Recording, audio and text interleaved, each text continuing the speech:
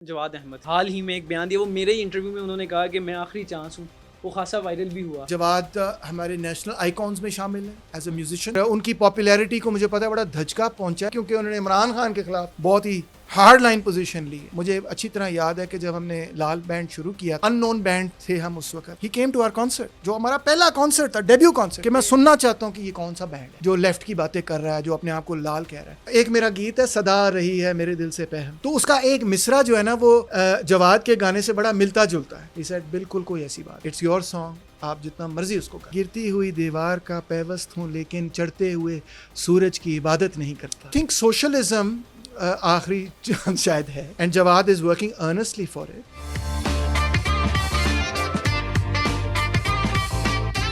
Left के एक और पॉलिटिशियन है पाकिस्तान में, कहते हैं जवाद अहमद। जवाद सर, वो अभी उन्होंने हाल ही में एक बयान दिया, वो मेरे ही इंटरव्यू में उन्होंने कहा कि मैं आखिरी चांस हूँ। वो खासा वायरल भी हुआ। तो सर क्या समझते हैं क्या जवाद भाई के बारे में? वो भी बाएं बाजू का हमारे साथी हैं, उनके वालिद साहब प्रोफेसर थे, बिल्कुल, और वो पॉलिटिकल साइंस के वो भी हाँ बाएं बाजू की सोच रखते थे। और जवाद हमारे नेशनल आइकॉन्स में शामिल है एज ए म्यूजिशियन। आपने भी और मैंने भी मेहंदी पे, मुख्तलिफ मेहंदियों पे उनके गानों मेहंदी की एल्बम लगा के खूब रक्स किया होगा अपनी फैमिलीज के साथ। तो he is a great icon of Pakistan in my as a musician. और उनकी पॉपुलैरिटी को मुझे पता है बड़ा धचका पहुंचा है एज ए म्यूजिशियन भी, क्योंकि उन्होंने इमरान खान के खिलाफ बहुत ही हार्ड लाइन पोजीशन ली है। मगर मुझे अच्छी तरह याद है कि जब हमने लाल बैंड शुरू किया था, जब वकला तहरीक चल रही थी, हमारे पहले कॉन्सर्ट्स में से था एक कॉन्सर्ट। तो वहाँ पे और तो कोई आर्टिस्ट नहीं, अननोन बैंड थे हम उस वक्त। तो जवाद ही केम टू आवर कॉन्सर्ट, जो हमारा पहला कॉन्सर्ट था, डेब्यू कॉन्सर्ट, कि मैं सुनना चाहता हूँ कि ये कौन सा बैंड है जो लेफ्ट की बातें कर रहा है, जो अपने आप को लाल कह रहा है। पीछे खड़े थे। अच्छा, उसके बाद कॉन्सर्ट के बाद वो हमारे पास आए, जब कॉन्सर्ट ख़त्म हो गया, ही सेड, फुल तारीफ़ की उन्होंने। हालांकि यार इतना बड़ा आर्टिस्ट, उसको क्या ज़रूरत पड़ी थी, नए बच्चे आए हैं, मगर उन्होंने कहा इट वाज अमेजिंग। फिर एक मेरा गीत है सदा रही है मेरे दिल से पहम, ये आपसे सुनेंगे भी, चलें ज़रूर।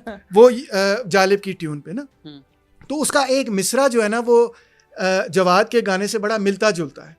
वो विदाउट माई रियलाइजिंग वो हो गया। आप जवाद को सुनते हैं, बचपन से आ रहे हैं, तो कहीं ना कहीं वो एक रिदम जो है अंदर से ही निकल रही थी। मैं वो कॉपी नहीं कर रहा था, मगर वो उस तरह मिसरा डेवलप हो गया।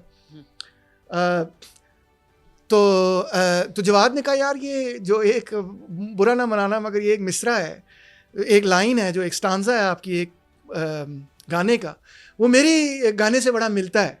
अच्छा। तो मैंने कहा जवाद भाई यू आर एब्सोल्युटली राइट, वो बिल्कुल मिलता है।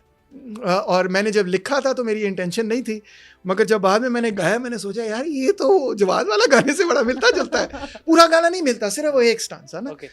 तो मैंने कहा यार अगर आपको गलत लगता है, बुरा लगता है, तो मैं नहीं गाऊंगा आइंदा, क्योंकि मैं आपकी इंटेलेक्चुअल प्रॉपर्टी पे नहीं मतलब है करना चाहता।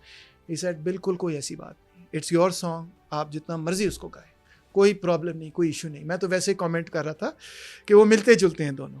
तो आपने जवाब दे दिया, मेरे लिए क्लियर होगी बात कि कभी कभार होता है म्यूजिशियंस एक ही जैसी मिलती जुलती धुन ना जानते हुए बना देते, तो go ahead and sing it, मेरी तरफ से कोई ऑब्जेक्शन नहीं है। So that's the kind of person he. Point पीछे चला गया।